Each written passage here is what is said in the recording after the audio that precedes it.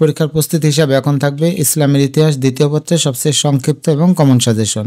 শুরুতে ক নম্বরের জন্য অর্থাৎ জ্ঞানমূলক প্রশ্ন এবং উত্তর। প্রথম অধ্যায়, ভারতে মুসলিম শাসন প্রতিষ্ঠা। আরবদের সিন্ধু বিজয় বীরের নাম মুহাম্মদ বিন কাসিম। সুলতান মাহমুদ কোথাকার সুলতান ছিলেন? গজনী সুলতান ছিলেন। পৃথ্বীরাজ কোন বংশের রাজা ছিলেন? চৌহান বংশের। শাহনামা মহাকাব্যের রচয়িতা পারস্যের কবি আবুল কাসেম ফেরদৌসী। দেবল বন্দর কোথায় অবস্থিত? দেবল বন্দর সিন্ধুতে অর্থাৎ বর্তমান পাকিস্তানে অবস্থিত। আরবদের সিন্ধু অভিযানের প্রাককালে সিন্ধু ও মুলতানের রাজা কে ছিলেন? রাজা দাহির। হাজ্জাজ বিন ইউসুফ কে ছিলেন? হাজ্জাজ বিন ইউসুফ ছিলেন উমাইয়া খলিফা আল ওয়ালিদের পূর্বাঞ্চলীয় শাসনকর্তা। গজনী বংশের প্রতিষ্ঠাতা ছিলেন সবুক্তগিন। সুলতান মাহমুদের পিতার নাম সবুক্তগিন। সুলতান মাহমুদের দরবারে বিখ্যাত কবি ছিলেন আবুল কাসেম ফেরদৌসী, এখানে কাসেম হবে। তরানের দ্বিতীয় যুদ্ধ কত সালে সংঘটিত হয়? 1192 সালে। কত শতাব্দীতে ভারতে মুসলিম আধিপত্যের সূচনা হয়? 8ম শতাব্দীতে। মুহাম্মদ বিন কাসিম কত খ্রিস্টাব্দে সিন্ধু অভিযান করেন? 712 খ্রিস্টাব্দে। সুলতান মাহমুদ কতবার ভারত আক্রমণ করেন? 17 বার। দাহির ভারতের কোন অঞ্চলের রাজা ছিলেন? সিন্ধু অঞ্চলের। সুলতান মাহমুদ কোন রাজবংশের শাসক ছিলেন? গজনী রাজবংশের। বাংলা জয় করেন কে? 1204 খ্রিস্টাব্দে ইখতিয়ার উদ্দিন মোহাম্মদ বিন বখতিয়ার খলজি। মুসলমানদের সিন্ধু বিজয়ের সময় মুসলিম খলিফা ছিলেন খলিফা আল ওয়ালিদ। হাজ্জাজ বিন ইউসুফ কোন অঞ্চলের শাসনকর্তা ছিলেন? হাজ্জাজ বিন ইউসুফ উমাইয়া খলিফা আল ওয়ালিদের সময়ের ইরাকের শাসনকর্তা ছিলেন। রাজা দাহিরের স্ত্রীর নাম রানীবাই। জাহানসুজ কার উপাধি? আলাউদ্দিন হুসেনের উপাধি জাহানসুজ। সোমনাথ মন্দির কোথায় অবস্থিত? গুজরাটের কাথিওয়াড়ে সমুদ্র উপকূলে সোমনাথ মন্দির অবস্থিত। ভারতে মুসলিম শাসনের প্রতিষ্ঠাতা মোহাম্মদ ঘুরি। পৃথ্বীরাজ কোন বংশের রাজা ছিলেন? চৌহান বংশের। মোহাম্মদ ঘুরির প্রকৃত নাম মুইজউদ্দিন মোহাম্মদ বিন সাম। শিক্ষার্থী বন্ধুরা, বাকি অধ্যায়গুলোর প্রশ্ন এবং উত্তর এখানে দেওয়া হলো, তোমরা দেখে নাও।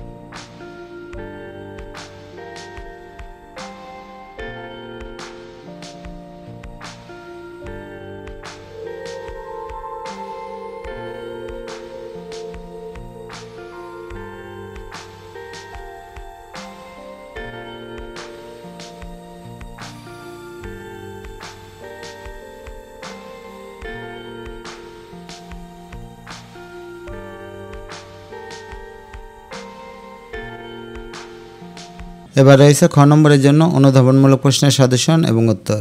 প্রথম অধ্যায়, ভারতে মুসলিম শাসন প্রতিষ্ঠা। ভারতবর্ষকে নৃতাত্ত্বিক জাদুঘর বলা হয় কেন? আর্যদের আগমন থেকে শুরু করে আধুনিককালে ইউরোপীয়দের আগমন পর্যন্ত বহু জাতি ভারতে প্রবেশ করেছে। প্রাচীন যুগে আর্য, দ্রাবিড়, পারসিক প্রভৃতি, মধ্যযুগে ইউরোপীয়রা ভারতবর্ষে আগমন করে। ফলে ভারতবর্ষ এক মহামানবের সাগরে পরিণত হয়। মূলত এজন্যই ঐতিহাসিক স্মিথ ভারতবর্ষকে নৃতত্ত্বের জাদুঘর বলে আখ্যায়িত করেছেন। সতীদাহ প্রথা ব্যাখ্যা করো। স্বামীর মৃত্যুর পর তার চিতায় স্ত্রীকে দাহ করার প্রথাকে সতীদাহ প্রথা বলে। প্রাচীন হিন্দু সমাজে সতীদাহ প্রথার প্রচলন ছিল।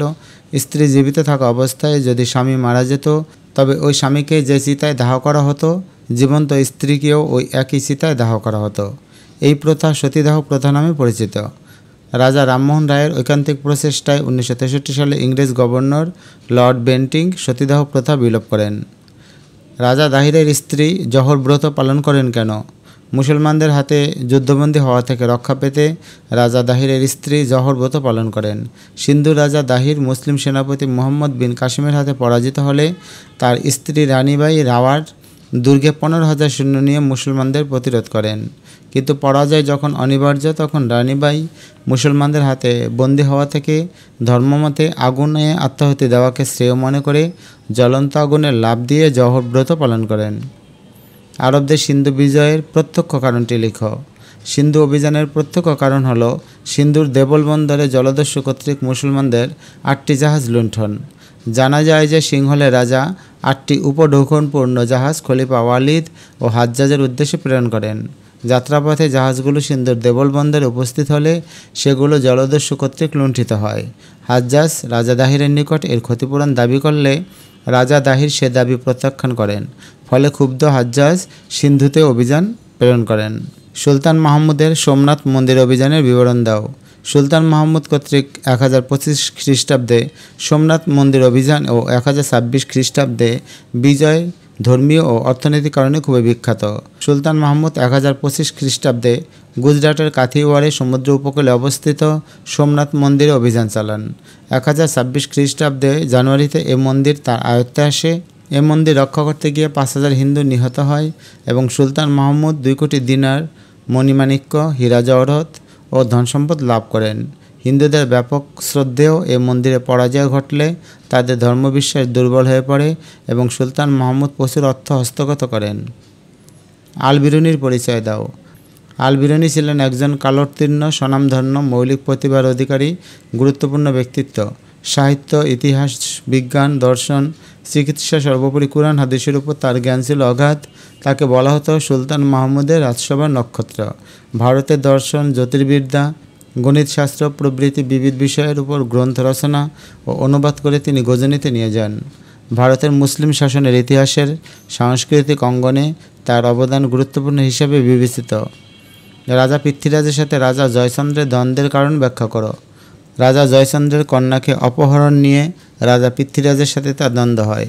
কনৌজ ছিল ভারতের একটি শক্তিশালী রাজ্য। এই রাজ্যের শেষ শাসক ছিলেন জয়চন্দ্র। জয়চন্দ্রের কন্যাকে রাজা পৃথ্বীরাজ অপহরণ করলে পৃথ্বীরাজ ও জয়চন্দ্রের মধ্যে শত্রুতা সৃষ্টি হয়, যার ফলে রাজা জয়চন্দ্র মুহাম্মদ ঘুরিকে পৃথ্বীরাজের বিরুদ্ধে যুদ্ধে সাহায্য করেন। তৃতীয় অধ্যায় ভারত উপমহাদেশে মুঘল শাসন। মনসবদারি প্রথা কি বুঝিয়ে লেখো। মনসব শব্দের অর্থ পদ বা মর্যাদা। মনসব ছিল রাজকর্মচারী বা সেনাবাহিনীর একটি মর্যাদাপূর্ণ পদবি। যাকে এ পদবি ও ক্ষমতা দেওয়া হতো তাকে মনসবদার এবং এ পদ্ধতি বা প্রক্রিয়াকে মনসবদারি প্রথা বলা হতো। আবুল ফজলের মতে 66 রকমের মনসবদার ছিল, কিন্তু প্রকৃতপক্ষে 33 ধরনের বেশি মনসবদারের দেখা পাওয়া যায় না। সর্বনিম্ন মনসবদারের অধীনে 10 জন এবং সর্বোচ্চ মনসবদারের অধীনে 10,000 সৈন্য থাকত। তবে 10,000, 8,000 বা 7,000 মনসব সাধারণত রাজপরিবারের সদস্যদের জন্য সংরক্ষিত থাকত। দক্ষতা ও সামরিক কৃতিত্বের ভিত্তিতে এ পদ প্রদান করা হতো। দ্বীন-ই ইলাহি এর প্রকৃত উদ্দেশ্য কী ছিল?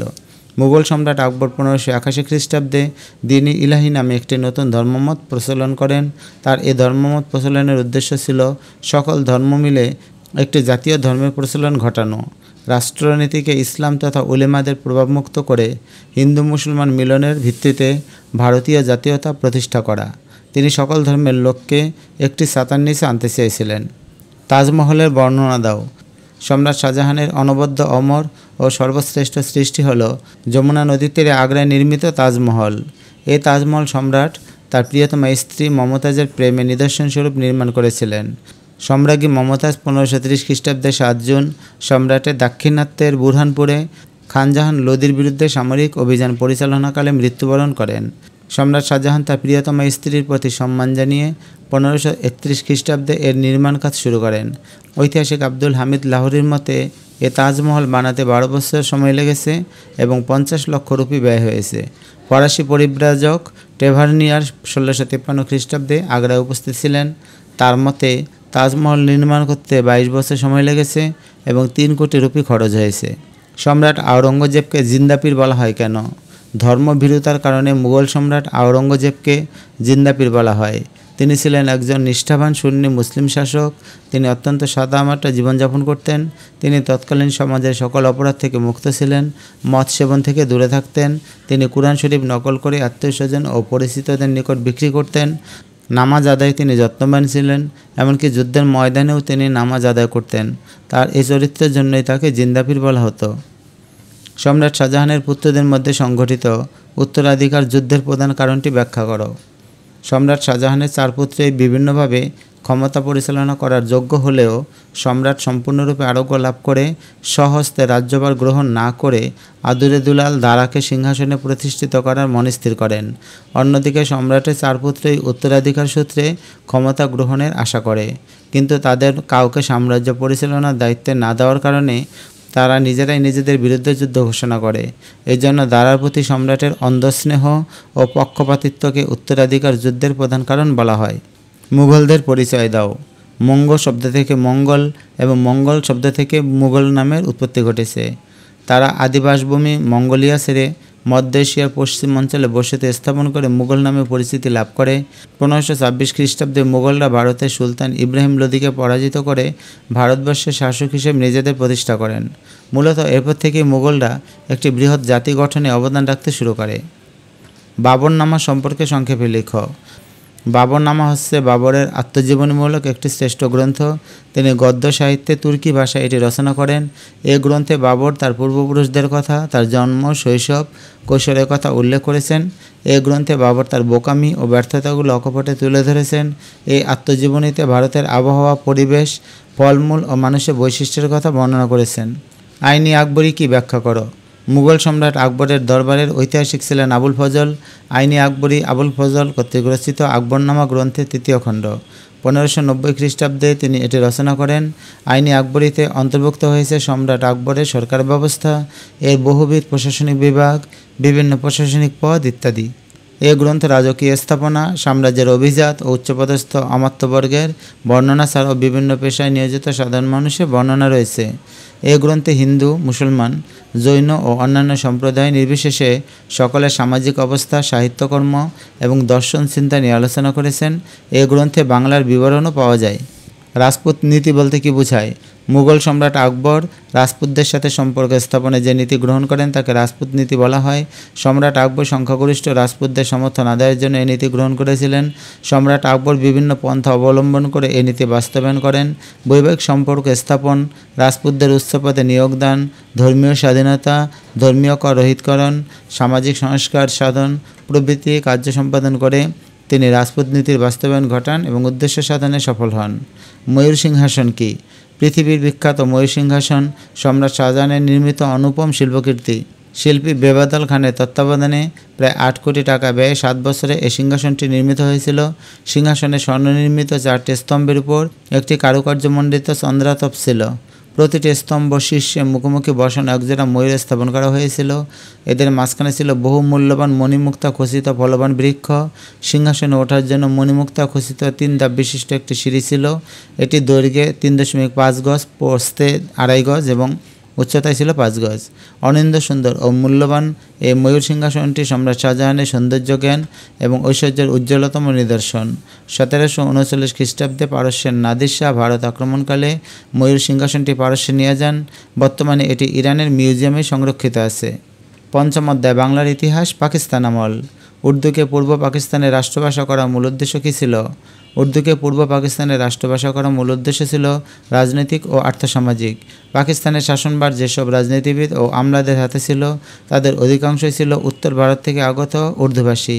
এইসব কর্তা ব্যক্তিরা বাংলাকে হিন্দুদের ভাষা মনে করে রাজনৈতিক ও আর্থসামাজিক ক্ষমতার প্রাধান্য বজায় রাখতে উর্দুকে রাষ্ট্রভাষা হিসেবে গ্রহণ করার কার্যকর উদ্যোগ গ্রহণ করেন। রাষ্ট্রভাষা সংগ্রাম পরিষদ বলতে কী বোঝায়? 1947 সালে ডিসেম্বর মাসে প্রথম এবং ভাষা আন্দোলনকে সাংগঠনিকভাবে পরিচালনার জন্য 1948 সালে 2রা মার্চ ঢাকা বিশ্ববিদ্যালয়ের ফজলুল হক হলে দ্বিতীয়বার রাষ্ট্রভাষা সংগ্রাম পরিষদ গঠন করা হয়। এ পরিষদ নিম্নলিখিত সংগঠনগুলোর প্রত্যেকটি থেকে 2 জন করে সদস্য নিয়ে অন্তর্ভুক্ত করা হয়েছিল, যেমন তমদ্দুন মজলিস, গণতান্ত্রিক যুবলীগ, গণ আজাদি লীগ, সলিমুল্লাহ মুসলিম হল, ফজলুল হক হলসহ অন্যান্য ছাত্রাবাস এবং পূর্ব পাকিস্তান মুসলিম ছাত্রলীগ। এই সংগ্রাম পরিষদের আহ্বায়ক ছিলেন শামসুল আলম। পরবর্তীকালে 1952 সালের 31 জানুয়ারি মাওলানা আব্দুল হামিদ খান ভাসানীকে সভাপতি করে সর্বদলীয় কেন্দ্রীয় রাষ্ট্রভাষা সংগ্রাম পরিষদ গঠন করা হয়েছিল এবং এই সংগঠনেই ভাষা আন্দোলনকে এগিয়ে নিয়ে গিয়েছিল। 1954 সালের নির্বাচনে যুক্ত ফ্রন্টের বিজয় ছিল মূলত বাঙালি জাতীয়তাবাদের এই বিজয় ব্যাখ্যা করো। 1954 সালে যুক্তফ্রন্ট নির্বাচন ছিল শাসক গোষ্ঠীর বিরুদ্ধে পূর্ব বাংলার আপামর জনমানুষের গোপন ব্যালট বিপ্লব। ভাষা আন্দোলনের মাধ্যমে সৃষ্ট বাঙালি জাতীয়তাবাদের কারণে বাঙালি জাতি অবাঙালি নেতৃত্বের বিরুদ্ধে ঐক্যবদ্ধ হয় এবং বিজয় ছিনিয়ে আনে। তমদ্দুন মজলিস কি ব্যাখ্যা করো। তমদ্দুন মজলিস হলো পূর্ব বাংলায় ভাষা আন্দোলনের জন্য গঠিত একটি সাংস্কৃতিক প্রতিষ্ঠান। এটি 1947 সালের 2 সেপ্টেম্বর ঢাকা বিশ্ববিদ্যালয়ের শিক্ষক আবুল কাশেমের নেতৃত্বে গড়ে ওঠে। 6 থেকে 7 সেপ্টেম্বর অনুষ্ঠিত উক্ত সংগঠনের যুবকর্মী সম্মেলনে বাংলাকে শিক্ষা ও আইন আদালতের বাহন করার প্রস্তাব গ্রহণ করা হয় এবং পাকিস্তানের রাষ্ট্রভাষা বাংলা না উর্দু এই নামে একটি পুস্তিকা প্রকাশ করে। এক সময়ে তমদ্দুন মজলিস রাষ্ট্রভাষা সংগ্রাম পরিষদ গঠন করে। আগরতলা মামলার উদ্দেশ্য কী ছিল ব্যাখ্যা করো। পূর্ব পাকিস্তানে জাতীয়তাবাদী আন্দোলন ও 6 দফা আন্দোলন দমন করার জন্য আগরতলা মামলা করা হয়। আগরতলা মামলা দায়েরে সরকারের বিভিন্ন উদ্দেশ্য ছিল, যেমন পূর্ব পাকিস্তানে পরিচালিত 6 দফা ভিত্তিক গণ আন্দোলনকে নস্যাৎ করা, পাকিস্তান সেনাবাহিনীর উপর বাঙালি জাতির বিশ্বাসযোগ্যতা অক্ষুণ্ণ রাখা, পাকিস্তানের রাজনীতিতে শেখ মুজিবুর রহমানকে নিষ্ক্রিয় ও নির্মূল করা, পূর্ব ও পশ্চিম পাকিস্তানিদের মধ্যে বিভেদ তৈরি করা, সার্বিকভাবে বাঙালির অধিকার আন্দোলন দাবিয়ে রাখার জন্য বাঙালি নেতৃবৃন্দের বিরুদ্ধে আগরতলা মামলা করা হয়েছিল। শহীদ মিনার কেন নির্মাণ করা হয়েছিল? শহীদ মিনার নির্মাণের উদ্দেশ্য ছিল ভাষা শহীদদের স্মরণ ও ভাষার প্রতি যথাযোগ্য সম্মান প্রদর্শন।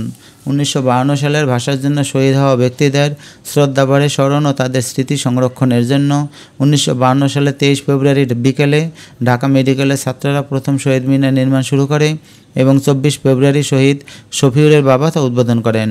কিন্তু পুলিশ ও সেনাবাহিনী তা ভেঙে ফেললে 1957 সালে বর্তমান স্থানে শহীদ মিনার স্থাপন শুরু হয় এবং 1963 সালের 21 ফেব্রুয়ারি নতুন শহীদ মিনারের উদ্বোধন করা হয়। 6 দফাকে বাঙালি জাতির মুক্তির সনদ বলা হয় কেন? পাকিস্তানি শাসক গোষ্ঠী অর্থনৈতিক, রাজনৈতিক, সামরিক প্রবৃত্তির ক্ষেত্রে পূর্ব পাকিস্তানে বাঙালি জনগণের প্রতি যে সীমাহীন বৈষম্য সৃষ্টি করে, সেখানে 6 দফা কর্মসূচি ছিল এক বলিষ্ঠ প্রতিবাদ। 1966 সালে 5 ফেব্রুয়ারি লাহোরে 6 দফা কর্মসূচি ঘোষণা করা হয়, যার ফলে 1970 সালের নির্বাচনে বাঙালি জনতা অকুণ্ঠ চিত্তে আওয়ামী লীগকে বিপুল ভোটে জয়যুক্ত করে। 1971 সালের মুক্তিযুদ্ধের প্রবল প্রেরণা আসে 6 দফার ঐক্য থেকে, তাই 6 দফাকে বাঙালি জাতির মুক্তির সনদ বলা হয়। ষষ্ঠ অধ্যায় স্বাধীন ও সার্বভৌম বাংলাদেশের অভ্যুদয়। অপারেশন সার্চলাইট কি? 1971 সালে 25 মার্চ পাকিস্তানের হানাদার বাহিনী কর্তৃক পূর্ব পাকিস্তানে যে হত্যাযজ্ঞ সংঘটিত হয় তার সাংকেতিক নাম ছিল অপারেশন সার্চলাইট। 1971 সালের 25 মার্চ ইয়াহিয়া খানের নির্দেশে রাও ফরমান আলী ও পাকিস্তানি সেনা কর্মকর্তারা ঢাকাসহ সারা দেশে যে গণহত্যামূলক অভিযান পরিচালনা করে তারা এর নাম দেয় অপারেশন সার্চলাইট। ইতিহাসে এই অভিযান একটি জঘন্যতম ঘটনা। এই অভিযানে অসংখ্য নিরস্ত্র বাঙালিকে হত্যা করা হয় এবং বহু বাড়িঘর জ্বালিয়ে দেওয়া হয়। 7 মার্চের ভাষণের তাৎপর্য ব্যাখ্যা করো। 1971 সালের 7 মার্চ শেখ মুজিবুর রহমান রেসকোর্স ময়দানে এক ঐতিহাসিক ভাষণ দেন। 18 মিনিটব্যাপী এ ভাষণের তাৎপর্য ছিল অপরিসীম। শেখ মুজিবুর রহমান এ ভাষণে জাতীয় জীবনের সকল দিক নিয়ে আলোচনা করেছেন। পাকিস্তানি শাসক গোষ্ঠীর 24 বছরের শাসন ও শোষণের ইতিহাস তুলে ধরেছেন। এ ভাষণে তিনি স্বাধীনতার ডাক দেন এবং সবাইকে স্বাধীনতা যুদ্ধে ঝাঁপিয়ে পড়ার উদাত্ত আহ্বান জানান। তবে এই আহ্বানে সাড়া দিয়ে বাঙালিরা স্বাধীনতা অর্জন করে। ইয়াহিয়া সরকার বঙ্গবন্ধুর কাছে কেন ক্ষমতা হস্তান্তর করেনি? বাঙালিদেরকে ন্যায্য অধিকার থেকে বঞ্চিত করার জন্য ইয়াহিয়া সরকার বঙ্গবন্ধুর কাছে ক্ষমতা হস্তান্তর করেনি। পাকিস্তানি শাসক গোষ্ঠীর বিরুদ্ধে বাঙালির আন্দোলনের মূল লক্ষ্য ছিল স্বায়ত্তশাসন প্রতিষ্ঠা, কিন্তু স্বৈরাচারী সরকার তাদের এ দাবিকে অবৈধ বলে প্রত্যাখ্যান করে। কিন্তু 1970 সালের নির্বাচনে আওয়ামী লীগের বিজয় বাঙালির স্বায়ত্তশাসন দাবির বৈধতা প্রমাণ করে।